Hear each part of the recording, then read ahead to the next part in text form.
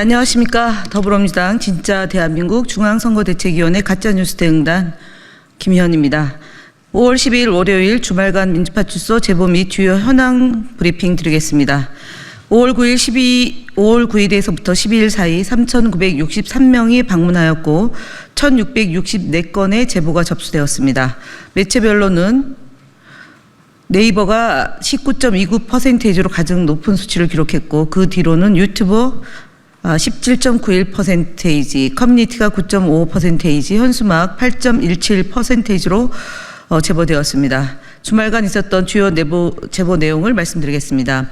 이재명 후보에 대한 신변 위협 글이 끊임없이 유포되고 있다는 제보입니다. 최근 네이버와 일부 온라인 커뮤니티를 중심으로 이재명 후보에 대한 신변 위협성 글이 지속적으로 유포되고 있습니다. 네이버의 일부 이용자는 댓글을 통해 이재명에게는 총살밖에 없다는 등의 심각한 신변 위협성 발언을 반복적으로 게시하였습니다.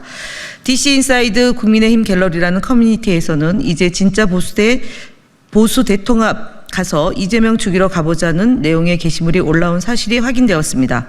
뿐만 아니라 일베 저장소 커뮤니티에서는 투표한다는 의미로 흔히 쓰이는 찍는다, 뽑는다는 표현을 변형하여 이재명 후보의 신변 위협을 조롱조로 표현한 사례가 이어지고 있습니다. 이재명 후보에 대한 각종 위협이 이어지는 만큼 민주파출소는 테러 등 대통령 후보 안전과 관련된 내용을 별도로 제보받을 수 있는 안전제보 코너를 신설할 예정입니다. 또한 제보받은 내용을 실시간으로 경찰과 공유할 수 있도록 시스템을 구축하여 후보자의 안전에 만전을 기할 것임을 밝힙니다. 가짜뉴스 대응단의 주요 대응 현황을 보고드리겠습니다. 국민의힘 김문수 대선 후보가 공식 선거운동 첫날부터 선거 규칙을 위반하였습니다. 공직선거관리규칙 제32조 현수막에 따르면 현수막은 일정한 장소 시설에 고정하여 내걸어야 합니다. 하지만 김문수 대통령 후보는 공식 선거운동 개시 첫날부터 해당 규칙을 어겼습니다.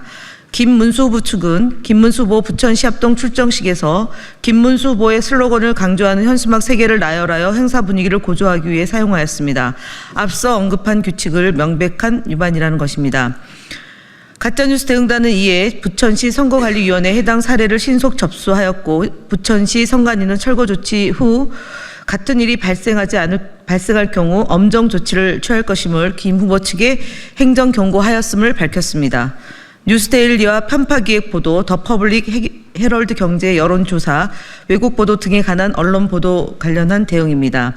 뉴데일리는 지난 4월 18일부터 대선 주자 공약 분석 시리즈 기획 보도를 진행하고 있으며 현재까지 총 5건의 보도를 통해 이재명 후보의 공약만을 집중적으로 다루고 있습니다. 그러나 이들 보도는 공약의 쟁점이나 다양한 관점을 전달하기보다 공약을 반대한 입장에서만 일방적으로 서술되어 있어 명백히 특정 후보에게 불리한 영향을 미치려는 의도가 있는 보도로 보입니다. 이에 따라 해당 5건의 모든 기사에 대해 인터넷 선거보도심의위원회에 이의 신청을 제기하였습니다. 또한 일부 언론은 여론조사 결과를 인용하여 여전히 이재명 단일 후보와 범보수 후보들의 지지율을 단순히 합산해 비교 보도하고 있습니다. 특히 통계적으로 존재할 수 없는 오차 범위 박빙 등의 표현을 사용하며 유권자에게 오도된 정보를 전달할 소지가 크다는 점에서 매우 우려스럽습니다. 우리 위원회는 이러한 일간 경북신문, 더 퍼블릭, 헤럴드 경제의 여론조사 왜곡 관련 기사들에 대해서는 인터넷 선거보도심의위원회에 이의 신청하였다는 점을 말씀드립니다. 채널A 김진의 돌직구쇼, TV조선 신통방통 편파 내용에 대한 선방심의 심의 신청 보고입니다. 국민의힘 정광재 대변인이 5월 9일 채널A 김진의 돌직구쇼에 출연하여 국민의힘에는 민주가 넘치고요. 민주당에는 입법 독재의 힘이 넘칩니다. 반대 목소리 하나 내지 못하는 민주당이 정말 민주정당인지 묻지 않을 수가 없습니다. 라는 개인적인 감정과 편견이 들어간 발언을 통해 민주당을 폄훼하고 허위 사실을 유포했습니다. 같은 날 TV조선 신통방통 프로그램은 전체 방송시간 중 61.9% 약 49분 동안 국민의힘 김문수 한덕수 대선 후보 단일화 주제를 다뤘습니다. 이에 반해 민주당 내용은 그 외 다른 주제 6가지로 할애해 총 27분가량으로 큰 차이를 나타내고 있습니다. 이재명 후보와 민주당에 대한 부정적 이슈만 나열하는 등 방송 내용의 형평성 차원에서 상당한 문제점을 드러냈습니다. 두 프로그램 모두 선거 방송 심의에 관한 특별 규정 위반 사례로 선방 심의에 심의 신청해왔다는 점을 말씀을 드립니다. 고성국 TV, 양영태 박사 TV 등 선거법 위반 유튜브 콘텐츠에 대한 대응 보고입니다. 고성국 TV, 양영태 박사 TV, 전옥현 안보 정론 TV, 공병호 TV 등 4개 채널은 악의적 영상으로 심각하게 선거법을 위반하고 있어서 구글에 신고 접수하였습니다. 이들 채널은 명백히 공직선거법을 위반한 악질적 콘텐츠를 무분별하게 확산시켰으며 특히 특정 후보를 독재자로 규정하거나 빨갱이로 매도하는 헌법기관을 장악했다는 등 심각한 인격 모독과 함께 근거 없는 극단적 주장을 조직적으로 유포했습니다.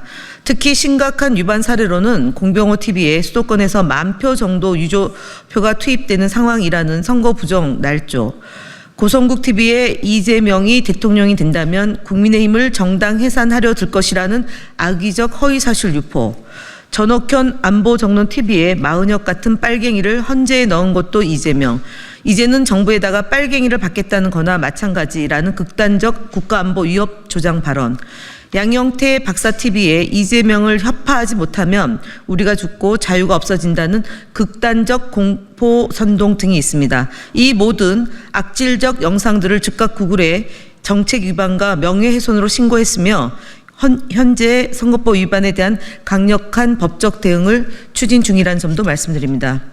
국민의힘 거짓말 시리즈입니다. 국민의힘 거짓말 시리즈 103번째입니다.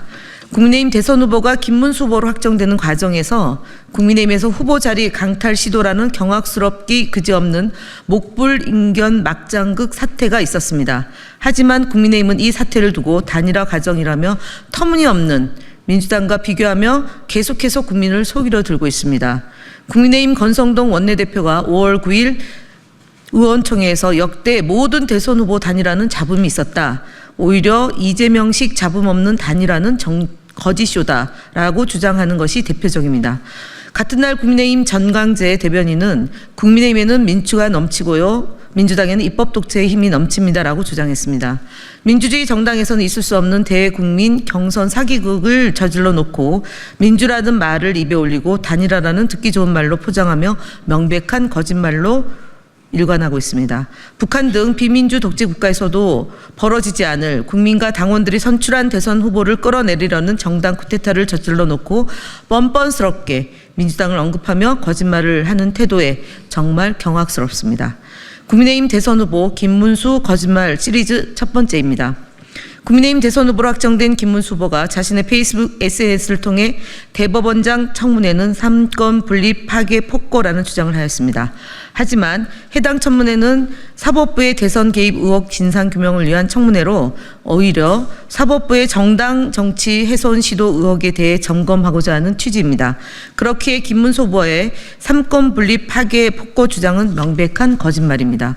대법원은 지난 22일 전원 합의체 해부 9일 만에 이재명 후보의 공직선거법 위반 상고심 결과를 내림으로써 스스로 졸속 재판 의혹을 초래하였고 사법부의 독립성을 파괴하였습니다. 나아가 대통령 선거에 개입함으로써 국민이 대통령을 선택할 자유를 심대하게 침해하려 하였습니다. 사법부 내에서도 해당 절차는 이례적이라고 했으며 조희대 대법원장 사퇴를 주장하는 목소리가 이어지는 이유가 바로 여기에 있습니다. 이상 마치겠습니다. 감사합니다.